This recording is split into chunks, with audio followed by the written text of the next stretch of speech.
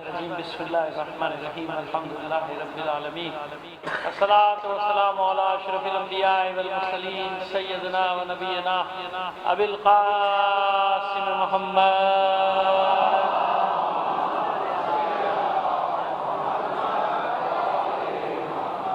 وآلہ الطیبین الطاہرین المعصومین لعنت اللہ علی اعدائہم اجمعین من الآن الی قیام یوم الدین اما بعد فقد قال اللہ تعالی فی کتابہ المبین وہو اصدق القائلین وقولہ الحق بسم اللہ الرحمن الرحیم ونادیناہ ان یا ابراہیم قد صدقت الرؤیا صدق اللہ العلی العظیم صلوات بھیجیے محمد علیہ وسلم۔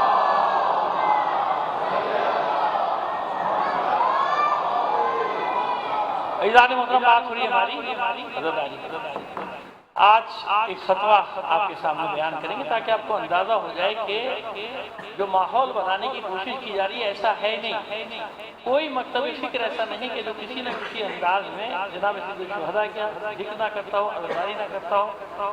ہم مجلس کا نام دے دیتے ہیں، وہ محفل کا ہوتا سب سوائے ناصری گروہ کو چھوڑ دیجیے آپ، اس سے ہمارا کوئی تعلق نہیں، لیکن مسلمانوں کے جتنے بھی مکاتب فکر ہیں بیٹا یہ آواز کم نہیں، تو مجھے لگ رہا ہے کوئی گڑبڑ ہے آواز دیکھو آواز مجھے نہیں لگ رہی کم ہے بیٹا، آواز نہیں آ رہی، لوگوں کو بھی نہیں آ رہی۔ آج تو چھٹا دن ہے، آج تک کو معلومات ہو جانی چاہیے ساری۔ صلوات بھیجیے محمد علیہ محمد۔ ابھی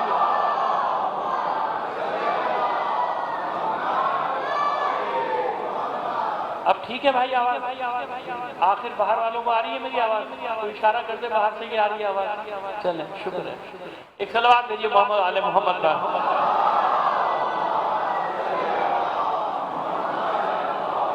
تو آپ کو دو حوالے ایسے دیں گے اس تاریخ کا اور ایک فتاویٰ کا کہ آپ کو اندازہ ہو جائے گا کہ ہر جگہ یہ ابھی ماحول 35-40 سال میں خراب کرنے کی باقاعدہ منصوبہ بندی کے تحت 45 سال تک 1980 کے بعد یہ سارا کھیل شروع ہوا۔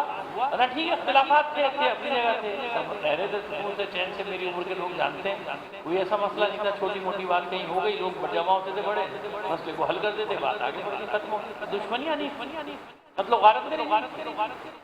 ہم آپ کو حوالے دیتے ہیں، لیکن ایک حوالہ آپ کو دیتے ہیں فتاوائے عزیزیہ، فتاوائے اردو میں بھی موجود ہے، شیخ عبدالعزیز محدث دہلوی، مشہور نام آپ جانتے ہیں، ظاہر ہے کہ کس مکتب کے ہیں وہ سب جانتے ہیں۔ ان کے فتاویٰ پر مشتمل کتاب ہے اور اس کا اردو میں ترجمہ نہ معلوم کتنی بار ہو گیا، اور یہ فتویٰ موجود ہے، میرے پاس بھی موجود ہے، فارسی تک میں موجود ہے، کیونکہ اس زمانے میں کتابیں فارسی میں لکھی جاتی تھی کہ فارسی راندہ درگاہ نہیں ہوئی تھی، ابھی تک وہ چکر نہیں چلا تھا کہ خدا حافظ و اللہ حافظ والا سلسلہ نہیں ہوا تھا، سب وہی لکھتے تھے۔ آج تک قومی ترانے میں بھی سایہ خدائے ذوالجلال چل رہا ہے۔ اب یہ سب ہوا 80 کے بعد، سب جانتے ہیں 80 کے بعد یہ آنا چاہیے ساری مارکیٹ میں۔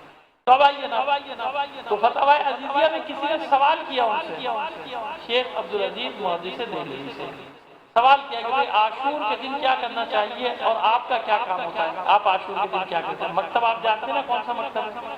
ہم سے دور دور کا بھی واسطہ نہیں، بلکہ ہمارے خلاف کتابیں انہیں لکھی ہیں، بہت بڑی بڑی کتابیں، ان کے جواب بھی دیے گئے، وہ کتابیں لکھی۔ تو شیخ عبدالعزیز محدث دہلوی کے پاس یہ فتویٰ آیا کہ فتویٰ دیجیے کیا کیا جائے۔ تو انہوں نے اپنا فعل بتایا کہ ناچیز اپنا فعل بتاتا ہے کہ میں کیا کرتا ہوں عاشور کے دن۔ تمام ہمارے بھائی جہاں بھی آواز دے رہے اب آواز صحیح ہوئی ہے بھائی جا کے صلوات بھیجیے محمد علیہ محمد کا۔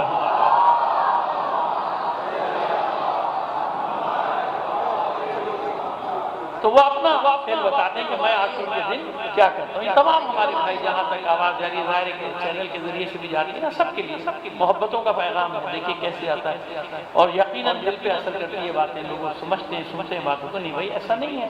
سب سبیلیں بھی لگاتے تھے، سب نیاز بھی بانٹتے تھے، سبیلیں تو شیعہ لگاتے ہی نہیں تھے، ہمارے بچپن میں تو سبیلیں سارے ہمارے برادران اہل سنت لگاتے تھے جلوسوں کے راستے میں کہ شیعہ آئیں گے دوسرے کے ماتم کرتے ہوئے آئیں گے، ان کے لیے سبیلیں لگاؤ۔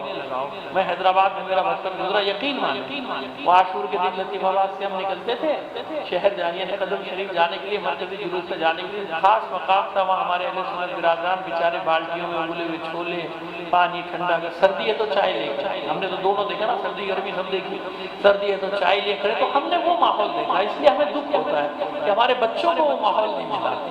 ہم نے اتنا محبتوں کا ماحول دیکھا تھا کہ اب سب اہل سنت راستے کھڑے ہوئے اور واپس آتے تو بھی یہی حال کہ آپ جیسے پورے محلے میں ہمارا اکیلا گھر تھا، بھائی آپ کو بتا دیا، اکیلا اور جب ہم آتے تھے واپس تو پڑوسیوں کو معلوم ہوتا تھا کہ بھائی ان کے یہاں فاقہ ہوتا ہے، فاقہ شکنی ہوتا ہے۔ ہمارے پڑوسی دیوبندی تھے، دیوبندی اتفاق سے ان کا نام بھی عزیز احمد تھا، اللہ کرے زندہ ہو تو اللہ اور عمر دے۔ وہی بات کر رہا ہوں 60 سال پرانی، 55 سال پرانی، جب 7-8 سال کا تھا اس وقت کی بات کر رہا ہوں آپ۔ تو عزیز احمد صاحب کے گھر سے فاقہ شکنی کا سامان آتا تھا کہ بھائی ان کے یہاں چولہا نہیں جلے گا آج، تو صبح ہی کہہ دیتے تھے کہ فاقہ شکنی ہمارے یہاں سے ہوگی۔ اب آپ مجھے بتائیے کیسا ماحول۔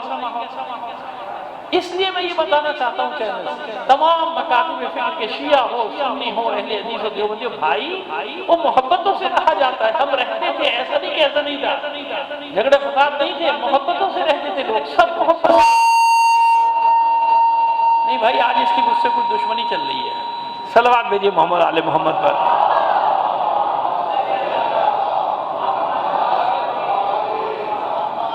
اور میں آپ کو یہ یعنی فتوے سے پہلے میں آپ کو بتانا چاہ رہا ہوں کہ ماحول ایسا تھا بھائی، کوئی جھگڑا نہیں، کوئی دشمنی نہیں، اختلاف اپنی جگہ، بھائی اپنا اپنا مکتب سب کو عزیز تھا، لیکن رواداری جس کو کہتے ہیں رواداری، مروت، ہمسائیگی نہیں۔ ہم ہمسایہ بھائی ان کا چولہا نہیں جلے گا، ہم فاقہ شکنی کا سامان بھیجیں گے۔ میں آپ کو بتانا چاہ رہا ہوں کہ ماحول کہتے ہیں سب شریک ہوتے تھے۔ امام حسین علیہ السلام کا ذکر ایسا تھا کہ سب شریک ہوتے تھے، سب اس میں اپنے تئیں اپنا حصہ لگاتے، اپنا حصہ ڈالتے تھے، اپنا حصہ ملاتے تھے۔ اور ڈالتے کا لفظ کو اچھا نہیں لگتا، اپنا حصہ ملاتے تھے، اپنا شیئر ڈالتے تھے۔ یہ سب ہوتا تھا ہمارے بچپن میں۔ اب سنیے شیخ عبدالعزیز محدث دہلوی کیا فرماتے ہیں اس کے بارے میں عزاداری کو۔ اچھا یہ میں اس لیے بھی آج نقل کر رہا ہوں کہ اب روزانہ ہم اپنی روایات پیش کر رہے تھے، اپنی حدیث پیش کر رہے تھے نا، تو اور آج بھی پیش کریں گے ضرور، لیکن کم سے کم یہ معلوم ہو جائے دنیا کو کہ نہیں، ایسا نہیں صرف ہمارے یہاں نہیں ہے بلکہ سب جگہ امام حسین کا عزاداری ہر جگہ ہے۔ تو وہ فرماتے ہیں کہ اپنا کیا اس ناچیز کا فعل یہ ہے کہ عاشور کے دن، اب وہاں تو ان کے یہاں روزہ رکھا جاتا ہے نا، ہمارے تو روزہ نہیں رکھا جاتا، ہم تو فاقہ رکھتے ہیں، روزہ رکھتا ہوں یہ ناچیز، اور میں صبح سے اپنی بیرونی یعنی بیٹھک کہہ لیجیے آپ، وہاں بیٹھ جاتا ہوں اور بہت سارے لوگ میرے پاس جمع ہو جاتے ہیں۔ جب بہت سارے لوگ جمع ہو جاتے ہیں تو پھر واقعہ کربلا کو بیان کیا جاتا ہے۔ واقعہ کربلا کو یہ فتویٰ موجود، لکھا ہوا تحریری موجود ہے نا، آج بھی موجود ہے، ایسا نہیں کہ پہلے کی کتابوں میں نہیں، آج بھی وہ ہمیشہ وہ کتاب چھپتی ہے اس میں چھپا ہوا ہے کہ وہ واقع کربلا بیان کیا جاتا ہے، اور پھر حالت یہ ہوتی ہے کہ آخر میں لوگوں کی روتے روتے ہچکیاں بن جاتی ہیں۔ فتاوائے عزیزیہ کتاب کا نام ہے، کل کسی بھی دینی کتاب خانے سے آپ لے سکتے ہیں جا کے، فتاوائے عزیزیہ پہلی جلد لے لیجئے گا، اس میں یہ فتویٰ سوال جواب کی صورت میں ہوتا ہے نا فتاویٰ، کہ یہ ناچیز اور بھی تفصیل ہے، میں نے تو خلاصہ بتا دیا کہ خلاصہ یہ ہے کہ روتے روتے سب کی ہچکیاں بن جاتی ہیں، آنسو بہ رہے ہوتے ہیں۔ ہاں اس دن یہی عمل انجام دینا چاہیے۔ ہاں اب دیکھیے آخر میں اپنے آپ کو بچایا بھی ہے، آخر میں ایک جملہ بھی ہے کہ ہاں وہ جو بعض چیزیں بدعت کے طور پہ انجام دی جاتی ہیں وہ انجام نہ دی جائیں۔ اب بدعتوں سے مراد آپ سمجھ رہے نا کہ کیا ہے، لیکن رونے تک، ذکر تک، مجلس تک، مصائب تک، کیونکہ اس میں انہوں نے یہ بھی ذکر کیا کہ بنی ہاشم کی خواتین نے شوق منایا تھا، ابھی میں حوالہ بھی دوں گا آپ کو، وہ سارے حوالے دے کہ اس دن یہ ذکر، یعنی عاشور کے دن وہ خود بتا رہے ہیں کہ حسین کا ذکر کرو، مجلس کرو، رو، آنسو بہاؤ، تو بھائی اور کیا چاہیے آپ کو، یہ بتا رہے ہیں۔ اب آئیے جلال الدین ابو بکر سیوطی، ہمارا کوئی دوست نہیں بھائی، ہمارے خلاف ہی لکھا، جو بھی لکھا ہے ہمارے خلاف لکھا ہے۔ ایک ہی جلد میں ان کی تاریخ ہے جس کا نام ہے تاریخ الخلفاء، ایک جلد میں، میرے پاس عربی کا ورژن بھی ہے، فارسی کا بھی ہے، اردو کا بھی ہے، تینوں۔ ہاں اردو میں ماشاءاللہ ترجمہ کرنے والوں نے خوب کارستانیاں دکھائی ہیں، خوب، کیونکہ انہیں پتہ ہے یہ اردو پڑھنے والا عربی کہاں پڑھ رہا ہے، لیکن ہم جیسے تو پڑھ لیتے ہیں نا۔ مطلب ایک واقعہ ہے، اب آپ کو بتائیں کیا کرتے ہیں ترجمے میں، کیا کہاں کرتب دکھاتے ہیں اپنے ترجمے میں۔ کرتب ایسے دکھایا کہ کسی شخصیات کا ذکر ہے، کہ یہ اسلام لے آیا، یوں ہوا کلمہ پڑھ لیا اور حنین کے دن یہ موجود تھے، بس اس نے اتنا لکھا کہ حنین کے دن موجود تھے اور یہ کن میں سے تھے؟ ایک صلوات بھیجیے محمد آل محمد پر۔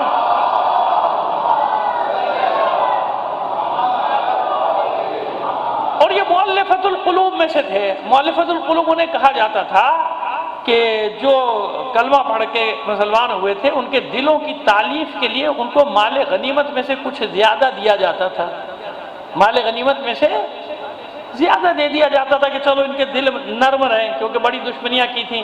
اب میں کسی ہستی کے نام نہیں لے رہا، مجھے یاد بھی نہیں کون ہوئے، مجھے نہیں معلوم، لیکن ایسا عربی میں لکھا ہوا ہے۔ کس نے لکھا ہے؟ میں نے نہیں لکھا، جلال الدین ابو بکر سیوطی نے لکھا کسی کے بارے میں۔ اب یہ ترجمہ جب کر رہے ہیں نا، یہ ان سے 2 قدم آگے، یہ ان سے 2 قدم آگے۔ ترجمہ وہ ترجمہ بھی ترجمے میں کہہ رہے ہیں کہ انہوں نے یہ کیا وہ کیا، کلمہ پڑھا اور حنین کے جہاد میں شجاعت کے جوہر دکھائے۔ اب یہ شجاعت کے جوہر دکھائے، یہ ڈنڈی مار دی تاکہ لوگ پڑھنے والے کہیں گے اچھا بڑے بہادر تھے، بڑے لڑے، بڑی تلواریں چلائیں بھائی۔ اب یہ شجاعت کے جوہر سیوطی نے نہیں لکھا، یہ انہی نے لکھا کہ جنگ میں شجاعت کے جوہر دکھائے۔ ابھی شجاعت کے جوہر کہاں دکھائے؟ اس نے کب لکھا ہے؟ جو تو لکھ رہا تجھے ترجمہ کرنا ہے ترجمہ کر، نیچے حاشیے میں جو لکھنا ہے تو لکھ دے، ترجمے میں تو ڈنڈی نہیں مارو، سمجھ میں آ رہا ہے؟ تو تاریخ الخلفاء کا حوالہ اس لیے دے رہا ہوں کہ مختصر تاریخ ہے، 1 جلد میں ہے، اردو میں بھی ہے، فارسی میں بھی ہے، عربی میں بھی ہے۔ تو اس میں وہ واقع کربلا کو اس نے سب سے مختصر لکھا ہے، 2.5-3 صفحے میں لکھا ہے۔ پورے واقع کربلا کو کتنے صفحے میں لکھ دیا ہے؟ اصل واقعہ 2.5-3 صفحے سے زیادہ کا نہیں ہے، اور کچھ لواحقات ملا کے 4-5 صفحے کر لو بس، کیونکہ تاریخی مختصر لکھی ہے، اس میں وہ لکھتا ہے۔ کون؟ جلال الدین ابو بکر سیوطی، جن کی کتاب کا نام ہے تاریخ الخلفاء، اور تفسیر در منصور بڑی مشہور ہے ان کی، اس میں بھی بڑی کام کی چیزیں، میں نے بہت کام کی چیزیں اس میں سے نکالی ہیں۔ تفسیر در منصور اس کے ہیں سیوطی صاحب، اور نحوی بھی بہت بڑے ہیں۔ خیر، تو یہ فرماتے ہیں کہ جس دن شہادت ہوئی فرزند رسول کی، بعد میں جب تحقیق کی گئی تو معلوم ہوا کہ بیت المقدس میں اس دن یعنی 10 محرم کو عصر کے وقت جو پتھر اٹھایا جاتا تھا اس کے نیچے سے خون نکلتا تھا۔ یہ ہم نہیں لکھ رہے، یہ وہ لکھ رہے کہ اس دن ہر پتھر کے نیچے سے خون نکلتا تھا، اور سیاہ آندھیاں چلی تھی کربلا میں، سرخ آندھیاں چلی تھی، کہتے ہیں کئی دن تک سورج کو گہن لگا رہا تھا۔ اور پھر اس کے بعد کہتے ہیں کہ جنات نے نوحہ کیا تھا حسین کا۔ ہم کہتے ہیں تو برا لگتا ہے، کرے جنات نے نوحہ کیا تھا۔ جب ہاشمی خواتین مجلس پڑھتی تھیں یعنی گریہ کرتی تھی تو جنات کے رونے کی آواز آتی تھی، جنات کا نوحہ بھی ہوتا تھا۔ وہ ہاشمی خواتین کے حوالے سے سب لکھ رہا ہے۔ اب میں نے آپ کو 2 حوالے دے دیے، 2 میں سے ایک بھی ہمارا نہیں، کیوں؟ تاکہ ہمارے برادران تک یہ بات پہنچ جائے کہ حسین پہ کوئی جھگڑا نہیں ہے۔ حسین نہ شیعہ کا ہے نہ سنی کا ہے، حسین جو ہے اس نے اللہ کے دین کو بچانے کی خاطر قربانی دی۔ جو بھی اللہ کے دین سے محبت کرے گا اس پر لازم ہے کہ حسین سے محبت کرے، کیونکہ حسین کی قربانی نہ ہوتی نا تو کچھ بھی نہیں بچتا نا بھائی، کچھ باقی نہیں بچتا۔ وہ حلال کو حرام، حرام کو حلال کر رہے تھے بھائی، ختم ہو رہا تھا سارا سلسلہ۔ تو حسین انسانیت کی میراث ہے، ہمیشہ کہتا ہوں میں۔ حسین کسی ایک مکتب فکر یا گروہ کا نہیں ہے، کسی فرقے کا نہیں ہے۔ وہ اس طرح کا جو تاثر دیا گیا 40-45 سالوں کے بعد حسین کا تعلق ان سے ہے، یہ دماغوں میں بٹھا دی نہیں، حسین سب کا ہے۔ بات یہ کہ کوئی زیادہ ذکر کرتا ہے، کوئی کم، کوئی اپنے حساب سے کرتا ہے، کوئی ماتم نہیں کرتا، خالی رو لیتا ہے، آنسو بہا لیتا ہے، کوئی سر جھکا کے بیٹھ جاتا ہے۔ ذکر سب کرتے ہیں حسین کا، سمجھ میں آ رہی ہے بات؟ اس لیے میں یہ 2 حوالے بہت ہیں میرے پاس، سیاہ ستہ میں بھی حوالے موجود ہیں، ہر طرح کے حوالے، لیکن میں چاہ رہا تھا کہ 2 چیزیں آج آپ کے گوش گزار کر دوں، اور کوئی مانگے گا تو میں بسم اللہ کل کتاب 2 کتابیں لے کر آ جاؤں گا، اور پوری کی پوری عبارت آپ کے سامنے پڑھ دوں گا، فتوے کی عبارت بھی پڑھ دوں گا اگر کوئی مانگے گا مجھ سے۔ ٹیلی فون پہ اکثر لوگ سوالات کر لیتے ہیں، تو مانگے گا میں 2 کتابیں لا کے اصل کتابیں بھی لے آؤں گا، عربی والی اردو والی بھی، اور دکھا دوں گا سب کو کہ بھی دیکھو یہ فتویٰ ہے، یہ ان کا فتویٰ ہے، اور یہ سیوطی نے لکھا ہے۔ صلوات بھیجیے محمد آل محمد پر۔ آئیے اب بات واضح ہو گئی کہ عزاداری اگر ہم کرتے ہیں نا تو میں یہی عرض کر رہا ہوں آپ سے کہ یہ اللہ کا حسین کا معاملہ ہے، ہمارا معاملہ نہیں ہے۔ اللہ چاہتا ہے کہ حسین کا ذکر رہے۔ اب میں شمالی افریقہ کے ایک دو ملکوں کو جانتا ہوں، نام نہیں لوں گا، یقین جانیے کہ وہاں اتنی تیزی سے تشیع پھیلا ہے، ذکر حسین کی وجہ سے اتنا پھیلا، کچھ افریقی ممالک میں، کچھ شمالی افریقہ کے، کچھ سینٹرل افریقہ کے ممالک میں، کہ آپ ابھی تو خبریں باہر نہیں آ رہی نا، وہ جو عالمی سینسرشپ ہے اس نے روکا ہوا ہے کہ وہاں وہ شیعہ ہو یا سنی ہو، لاکھوں کے جلوس عاشورہ کے اٹھ رہے ہیں، شیعہ اور سنی ملا کے نکال۔ آپ نے جو مظلوموں کی حمایت کی ہے نا، آپ کو اندازہ ہی نہیں ہے کہ اس کا اثر کیا ہوا ہے۔ یہ جو غزہ کے مظلوموں کی حمایت سب سے زیادہ دنیا میں آپ نے کی ہے نا، جس کی سزا بھی بھگتنی پڑ رہی ہے اور بھگتیں گے ابھی مزید، لیکن اس کا نتیجہ یہ ہوا ہے جناب کہ عالم اسلام میں قیامت برپا،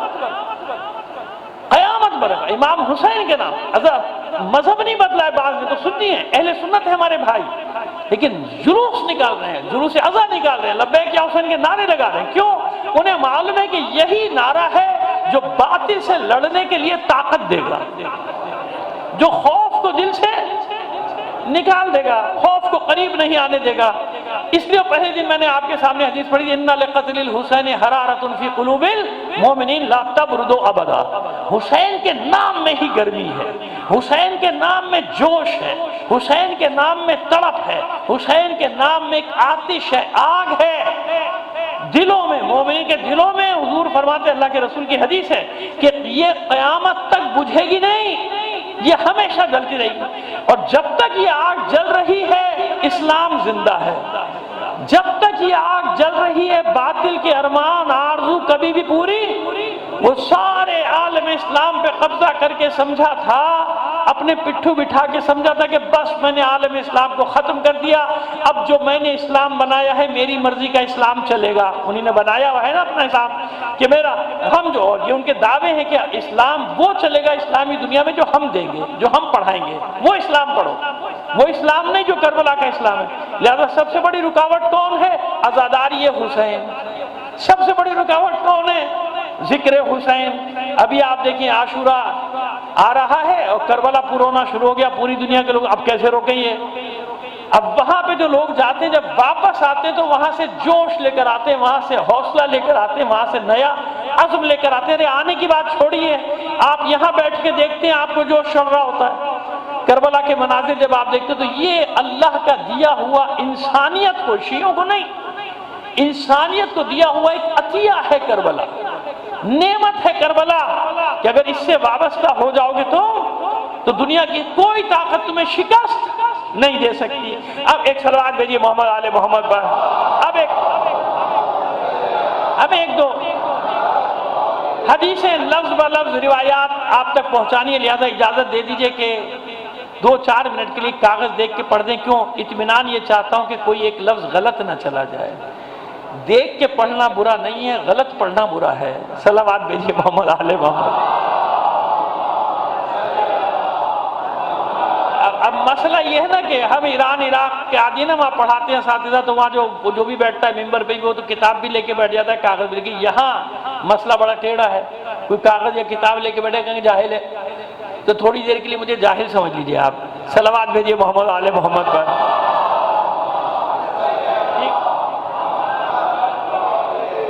کیونکہ میں چاہ رہا ہوں کہ عربی کا کوئی ایک لفظ بھی نا آگے پیچھے غلط نہ ہو۔ یہ حدیث ہے امام جعفر صادق علیہ السلام۔ ٹھیک ہے بیٹا، بچوں آپ سب خاموش بیٹھے ہو، آپ نعرے کا جواب نہیں دے رہے، میں دیکھ رہا ہوں۔ اللہ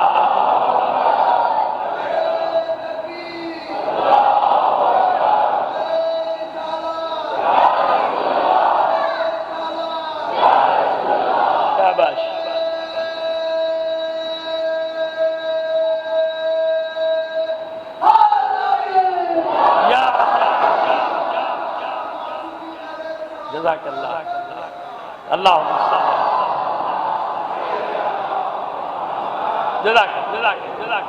ہاں یہ بچے بیٹھے تھے خاموش، میں نے نعرہ لگوا دیا تھا، بچے خاموش بیٹھے مجھے اچھا نہیں لگتا۔ ہاں آپس میں باتیں کریں گے تو برا لگے گا، لیکن جب نعرہ لگے تو سب بچے جواب دیا کرو۔ صلوات بھیجیے محمد آل محمد پر۔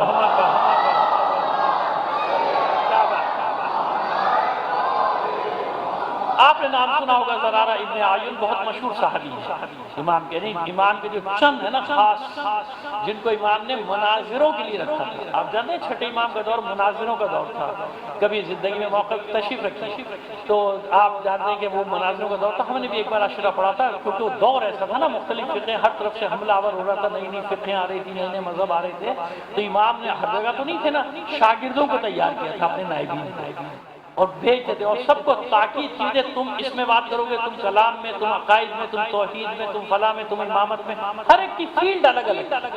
جیسے حشام تھے آپ کے ایک صحابی، تو حشام ابن حکم جوان تھے، ان کو صرف تھی کہ امامت پہ بات کرو گے اور کچھ نہیں، اور کتنی بڑا مخالف آتا تھا امام کی خدمت میں، امام کہتے تھے اس جوان سے بحث کرو، وہ کہتے ہیں ہم آپ سے بحث کرنے، بچے سے کیا بحث کریں، کہ اگر اس کو ہرا دیا تو مجھے ہرا دیا جاؤ۔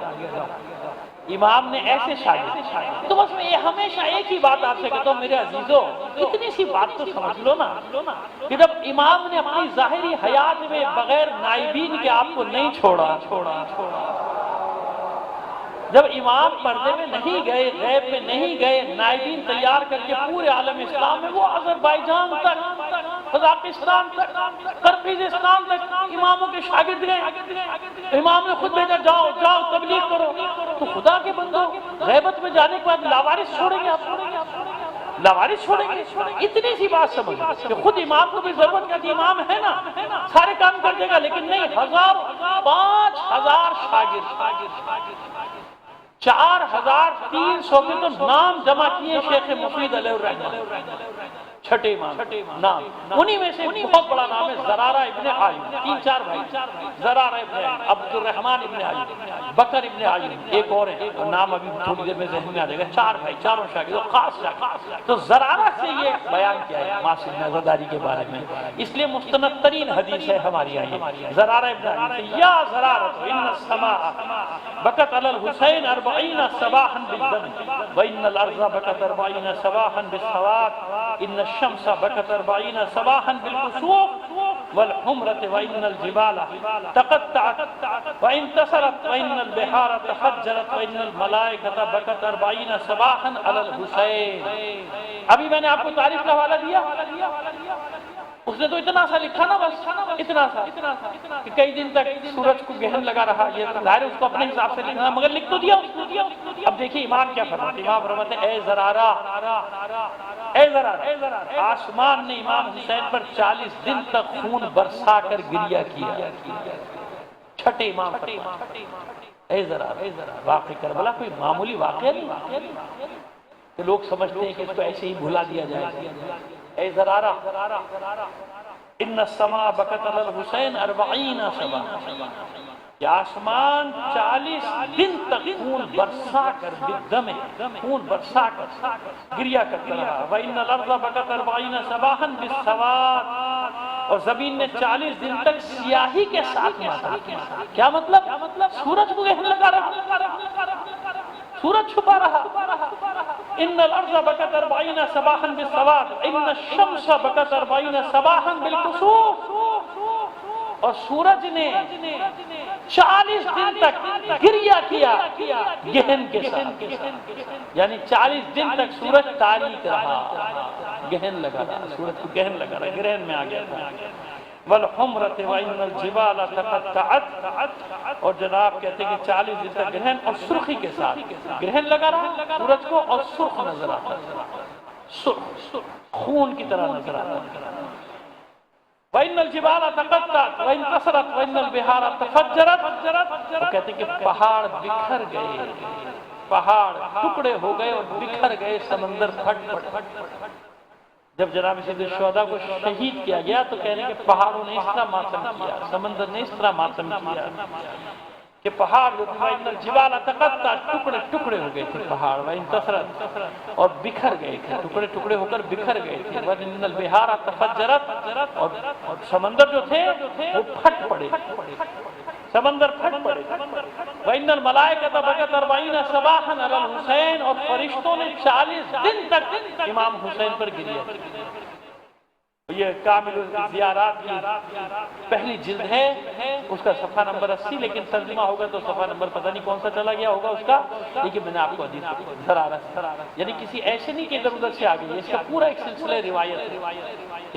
معصوم جب معصوم یہ فرما رہے ہیں کہ حسین پر اتنا گریا تو ہم کہاں بس عزاداران حسین ہمیشہ ایک تاکید آپ کو کرتا ہوں۔ بعض اوقات ہمارے یہاں کچھ لوگوں کو یہ گمان ہو جاتا نا کہ میں بہت بڑا عزادار، میں بڑا معذرت کے ساتھ بعض تو اپنے آپ کو عزاداری کا چیمپئن ہی بنا دیتے، ٹھیکیدار بن جاتے، ہم ہوں گے تو عزاداری ہوگی، ہم نہیں ہوں گے تو عزاداری نہیں ہوگی، جیسے ہم چاہیں گے ویسے عزاداری ہوگی، اس طرح کے ہیں کچھ مومنین کی بات نہیں کر رہا، کچھ نہ کچھ ہوتے ہیں، ان کی خدمت کرتا ہوں۔ کتنی عزاداری کرتے ہو ذرا حساب لگاؤ، آپ سب سے کہہ رہا ہوں حساب لگائیے۔ چلیے ایوریج عمر رکھ لیجیے 70 سال، ٹھیک ہے نا، کم زیادہ ہوتے ہیں 70 سال کی کہتے ہیں نا، تو میں آپ بتاتا ہوں آپ کتنا روتے ہیں۔ 70 سال میں آپ نے کتنے محرم دیکھے؟ 70 6-7 سال کے بعد آپ کو سمجھ میں آنی شروع ہوئی تو 60 62 63 64 محرم دیکھے آپ، کچھ بچپنے کے عالم میں دیکھے، بالغ ہونے کے بعد آپ نے کتنے دیکھے؟ 54 55 عشرے دیکھے، محرم دیکھے، 12 مہینوں میں کتنے دن آپ نے عزاداری کی؟ چلو بھائی 2 مہینے 8 دن، چلو اور سال کو کچھ دن میں نکال لو، پورے دن کی نہیں، کچھ گھنٹے نکالو بھائی، آج کے دن کی آپ لگا لیں، محرم ہی زیادہ کرتے ہیں 3 گھنٹے 4 گھنٹے 5 گھنٹے، کتنی کی ہوگی؟ اب ذرا حساب لگاؤ، 50-55 سالوں میں کتنے گھنٹے تم نے عزاداری کی؟ ان گھنٹوں میں سے مصائب کے کتنے بنے؟ میں تو پورا کیلکولیشن کر کے دے رہا ہوں آپ کو۔ 1 گھنٹے کی مجلس میں 10-15 منٹ مصائب، وہ بھی جو زیادہ پڑتا ہے اس کے لیے، یہی ہے نا۔ اب حساب لگا لے بھائی کہ تو زندگی میں کتنا رویا جس پہ تجھے بڑا فخر ہے۔ بیٹا میرے بچے موبائل بند کر دے، میرے سامنے بیٹھ کے موبائل دیکھے کوئی بچہ، مجھے ویسے بیٹا چڑ، یہ چھوٹے چھوٹے بچوں کے ہاتھ میں آپ نے موبائل دے کے اتنا بڑا ظلم کر رہے ہیں نا ان کے اوپر، میں آپ کو بتا نہیں سکتا۔ ظلم، چھوٹے چھوٹے بچوں کو اسکوٹر دے رہے ہیں، چھوٹے چھوٹے بچوں کو گاڑیاں دے رہے ہیں، خدا نہ کرے حادثہ ہوتا ہے لوگ گاڑیاں جلا رہے ہوتے ہیں۔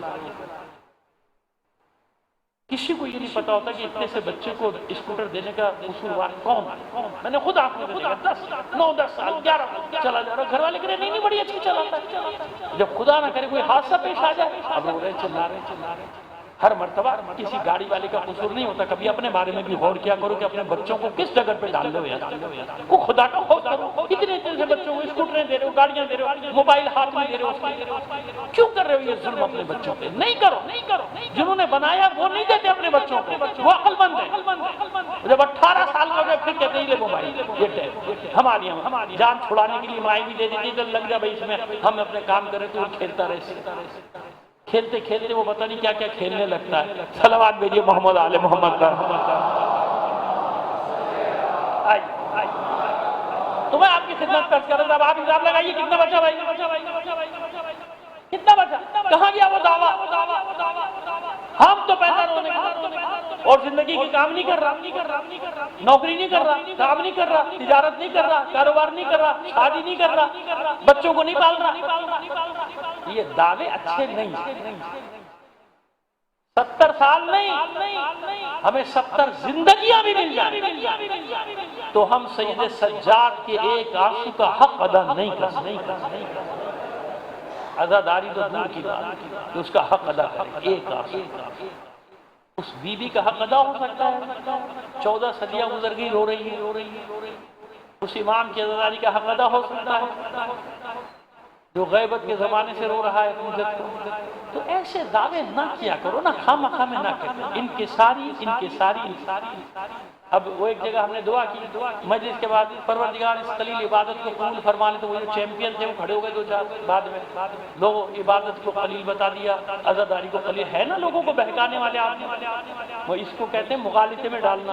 او جناب عزاداری کو قلیل عبادت، اتنی بڑی بات قلیل بتا، قلیل ہے۔ میں جتنی بھی عزاداری کروں قلیل۔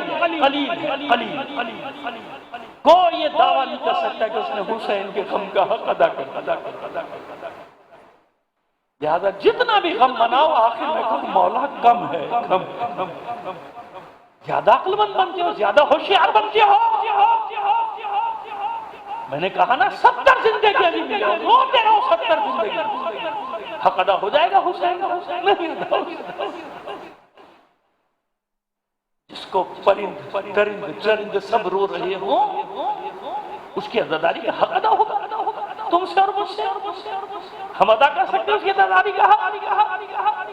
اس لیے عالم جب کہتا ہے معبود قلیل عبادت قبول کر، کم ہے حسین کے مقابلے میں، کم ہے ثانیہ زہرا کے مقابلے میں، کم ہے۔ کبھی اس اینگل سے بھی سوچا کیجئے نا آپ، بس ایک حدیث اور پھر اس کے بعد ختم کرتے ہیں بات کو، مسائل کو بھی آج زیادہ وقت ہمیں دینا ہے۔ اب پھر امام جعفر صادق علیہ السلام فرماتے ہیں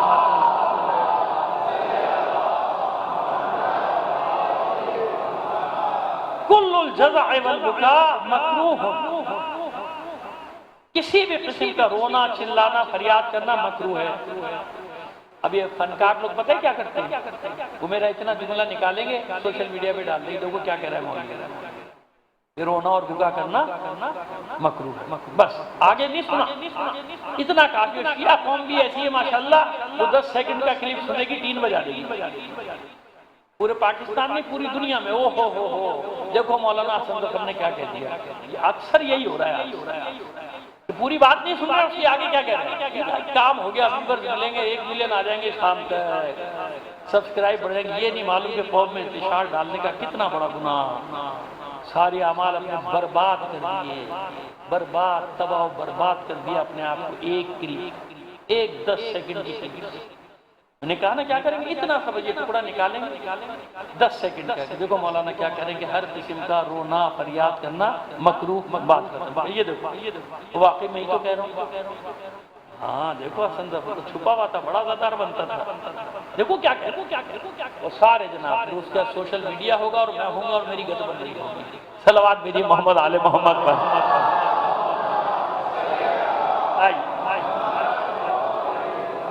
کل الجزع والبکاء مکروہ سوى الجزع والبکاء علی الحسین، چھٹے امام فرماتے نہیں پسند ہے اللہ چیخنا چلانا، ہر قسم کا واویلا بولنا۔ میں پہلے بتا چکا ہوں، ایک وہ جو بہت فریادی نہیں کرتے کیوں ہوا، کیا ہو گیا میرے ساتھ، میں تو یہ کرتا ہوں، نماز پڑھتا ہوں، خم دیتا ہوں، پھر میرے ساتھ یہ ظلم کیوں ہو گیا، ظلم نہیں کرتا پروردگار عالم، آرام سے چلاؤ، زیادہ فریادی نہ کرو۔ فرماتے ہر قسم کا واویلا، جزا فضا کرنا، فریاد کرنا، چیخنا چلانا مکروہ ہے، ناپسندیدہ ہے، اللہ کی بارگاہ میں ناپسندیدہ ہے اور مکروہ ہے۔ لیکن حسین کی مصیبت پر گریہ کرنا، واویلا کرنا، جزا فضا کرنا، چلانا، فریاد کرنا اللہ کی بارگاہ میں پسندیدہ ترین عمل، یعنی اپنے کو ایسے نہ رو، زہرا کے لال کو ایسے، اپنے کا ماتم ایسے نہ کرو، فرزند زہرا کا ماتم ایسے کرو، اپنوں کی یاد ایسے نہ مناؤ، زہرا کے لال کی یاد ایسے مناؤ۔ یہی ہوتا ہے نا، میرے ابھی ایک ملنے والوں میں سے کسی کا انتقال ہو گیا، کچھ بھی نہیں سویا میں نہ کچھ، دفنا کے آگے ختم، کل کی بات، لاہور میں، ارے ختم، کیوں، کیسا، کچھ نہیں، کیوں، یہ کس کے دن چل رہے ہیں، یہ ہے شیعہ، یہ حسین کا چاہنے والا، ہماری ایسے ہی ہے نا، کچھ نہیں، 10 محرم تک کچھ نہیں، کیوں، حسین کا غم،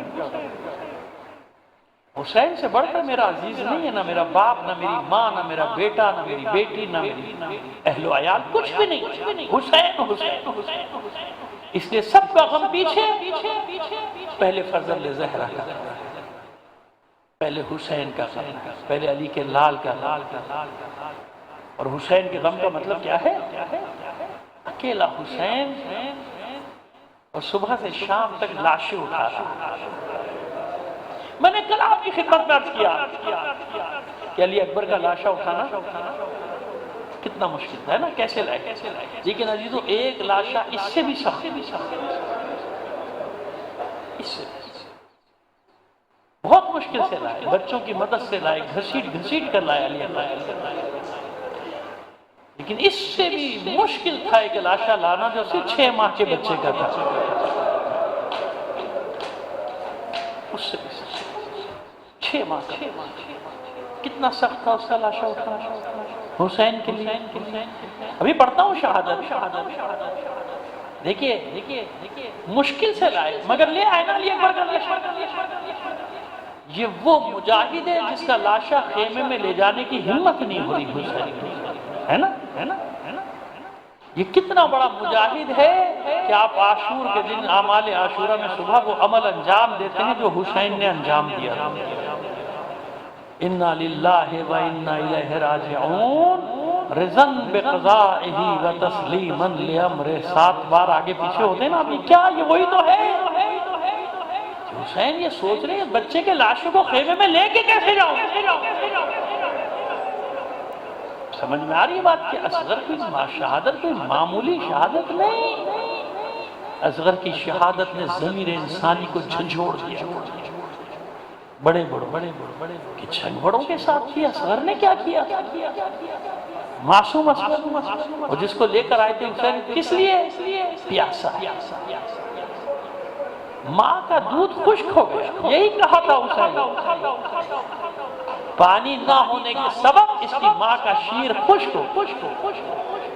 اور ہاتھوں پہ ایسے بلند کیا تھا حسین نے تاکہ پورے لشکر کو دکھائے. دائیں سے بائیں پورے لشکر کو حسین نے ایسے دکھایا تھا. معصوم دیکھو میرے بچے کی حالت دیکھو. حالت پتہ ہے کیا تھا؟ مچھلی کو پانی سے نکال کے پھینک دینے سامنے تڑپتی ہے نا, پھڑپڑاتی ہے تھوڑی. تڑپتے جب جاں بلب ہوتی ہے تو پھر تڑپنے کی ہمت نہیں ہوتی, بلکہ صرف اس کے لب پھڑپڑا رہے. ہمت نہیں ہوتی اس کو اٹھنے کی یا پھر تڑپنے. مقاتل نے یہی کیفیت علی اصغر کی لکھی ہے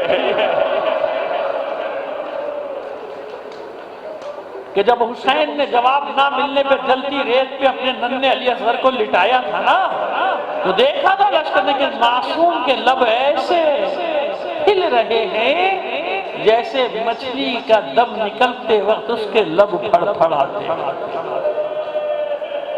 پھر بھی کوئی اثر نہ ہوا. پھر حسین نے اٹھایا آغوش اور پھر بچے کو خطاب کر کے کہا میرے لال حجت خدا کا بیٹا ہے, تو خود حجت تمام کر دے. اور اصغر جیسے انتظار کر رہے ہیں بابا مجھے بھی تو میدان میں جانے کی اجازت ہو, میں بھی تو جنگ کروں, میں بھی تو اپنا نام لکھواؤں. کربلا کا معرکہ سر کرنے والوں میں رخ پھیرا. علی اصغر آغوش نے رخ کیا لشکر کی طرف. کیسا حملہ کیا کہ لشکر پسپا ہو گیا. پورا لشکر پسپا, ہتھیار پھینک دیے, منہ پھیر کے رو رہے. پہنچ گئے کہ سارے 7 کے سر پہ پانی پلانے کا حکم دے اس بچے کو, ورنہ بھی آپس میں تلوار چلے گی, خون کی ندی بہہ جائے گی. گھبرا گیا پسر 7 کہ ایسا حملہ تو عباس کا بھی نہیں تھا, ایسا حملہ تو علی اکبر نے بھی نہیں کیا. یہ کس مجاہد کو لے آیا حسین نے؟ کیا کیا تھا ننھے سے علی اصغر نے؟ بس اتنا سا کیا تھا, لشکر کی طرف رخ کر کے اپنے سوکھے ہونٹوں پر, خشک ہونٹوں پر سوکھی زبان کا تیر رکھ کے پھینکے. صرف ننھی سی زبان پھرائی تھی لبوں پہ, قیامت مچ گئی تھی میدان میں. گھبرا کی آواز دی حرملہ کو, سب سے بڑا تیر انداز اس کے لشکر کا. اختا کلام الحسین, کیا دیکھتا ہے لشکر میرا جا رہا ہے کاش, حملہ کر حسین کے کلام کو قطع کر. اس نے زہر کا سوفار تیر سے شعبہ کمان میں جوڑا. بتائیے اتنا ننھا سا علی اصغر اور 3 منہ کا تھی, اور وہ بھی زہر میں بجھا ہوا, زہر کا سوفار. نشانہ لیا اس نے علی اصغر کی گردن کا, مگر حرملہ نے کہا تھا حسین کے کلام کو قطع کر. علی اصغر کی گردن کا نشانہ لینے کو تو نہیں کہا, تو بس نشانہ لیا ہوگا حسین کی گردن کا, مگر ابھی حسین کا آخری سپاہی زندہ. علی اصغر نے نظریں جما دی حرملہ کے تیر کی طرف، تیر چلا، علی اصغر تیار ہوا، جو ہی تیر بابا کے قریب آیا اس معصوم نے ہمت کے اپنی گردن کو آگے کر، اسی لیے پہلے تیر علی اصغر کی گردن کو لگا اور علی اصغر کی گردن کو چھیدنے کے بعد حسین کے بازو میں پیوست، کہتے ہیں کہ تیر لگتے ہی حسین کی آغوش میں بچہ منقلب ہو گیا، یعنی اس کا چہرہ دوسری طرف پھر گیا، مڑ گیا۔ میں کہتا ہوں نہیں، تیر کی کیا مجال کہ علی اصغر کی گردن کا رخ موڑ دیتا، ارے تیر لگا، علی اصغر نے اس لیے رخ اس طرح پھیرا کہ خیمے کے در سے اس کی ماں اس کی جنگ دیکھ رہی تھی۔ یہ ہے ابدی مسکراہٹ علی اصغر کی، مسکرا کے اپنی مادر گرامی کو دیکھا جیسے کہہ رہا ہو میری ماں راضی ہے نا، اب تو خوش ہو گئی نا، دیکھ میں نے اپنے بابا کا دفاع کیسے کیا، دیکھ میں نے اپنے بابا کے لیے کیسی جنگ کی ہے۔ ارے چند ماہ کا بچہ ایک چلو سے زیادہ تو خون نہ رہا ہوگا، یہی زمین کربلا جس پہ سب شہیدوں کا خون گرا ہے، عباس کا، علی اکبر کا، قاسم کا، اون محمد کا، ابھی کچھ دیر بعد حسین کا خون بھی اسی زمین پر بہے گا، لیکن کتنی طاقت ہے علی اصغر کے ان چند قطروں میں کہ نہ زمین میں طاقت نہ آسمان میں طاقت کے اس لہو کو قبول کر سکتا۔ بس حسین ہے حسین جس نے اپنے معصوم شیر خار کا لہو اپنے چہرے پر ملا اور پھر کہتے نانا اسی چہرے کے ساتھ آپ کی بارگاہ میں آؤں گا کہ کس طرح ان ملعونوں نے میرے معصوم بچے کا قتل کیا۔ اب وہ مرحلہ ہے کہ بچہ گود میں کیسے لے کے جائیں، اس کے لاشے کو خیمے میں بار بار جاتے تھے، پلٹ آتے تھے، آخر 7 پھیروں کے بعد ہمت جمع کی، در خیمہ پہ پہنچ کے آواز دی لے ام رباب اپنے بچے کو لے جا۔ خیمے میں حسین کی آواز پہنچی، ماں سے پہلے 4 سال کی بچی دوڑی ہوئی آئی، بابا میں بھی پیاسی ہوں، بابا میں بھی پیاسی ہوں۔ ارے حسین کیا جواب دے اس معصوم بچی کو؟ ابا کا دامن ہٹایا، اب جو اس بچی نے دیکھا کہ اس کے ننھے بھائی کا لاشا، بس ایک جملہ کہا بابا اس عمر کے بچے بھی قتل کیے جاتے ہیں۔ رخصت کیا علی اصغر کو، لے کر آئے پشت خیمہ میں، ایک ننھی سی قبر بنائی، علی اصغر کو دفن کر دیا، قبر کے نشان مٹا دیے۔ کیوں؟ جانتے ہیں حسین کہ عصر عاشور کے بعد تمام شہداء کے سر قلم کیے جائیں گے، نیزوں پہ بلند کیے جائیں گے، کہیں ایسا نہ ہو میرے معصوم علی اصغر کا سر بھی تن سے جدا کر دیا جائے، اس لیے چھپا دیا۔ لیکن ہوا کیا؟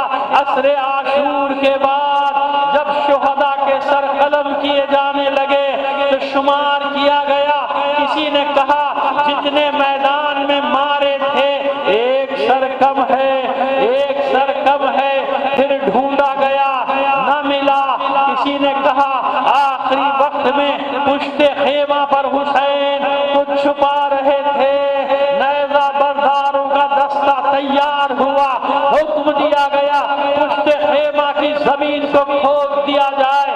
ماں کے کانوں میں یہ آواز آئی، پشت خیمہ کی طرف خیمے کے اندر سے دراز سے دیکھ رہی ہے کہ گھوڑے دوڑ رہے ہیں، نیزوں سے زمین کھودتے جاتے ہیں۔ ماں کا کلیجہ حلق میں آ گیا، دعا کرتی ہے معبود معبود میرے علی اصغر کی خیر ہو، میرے علی اصغر کی خیر ہو۔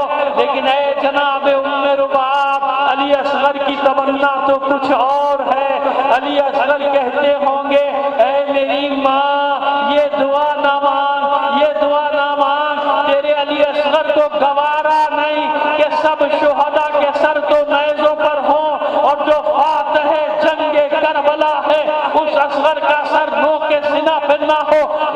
علی اصغر کی تمنا پوری ہوئی، ایک ملعون کا نیزہ جو زمین میں گیا، اب جو واپس آیا نوکے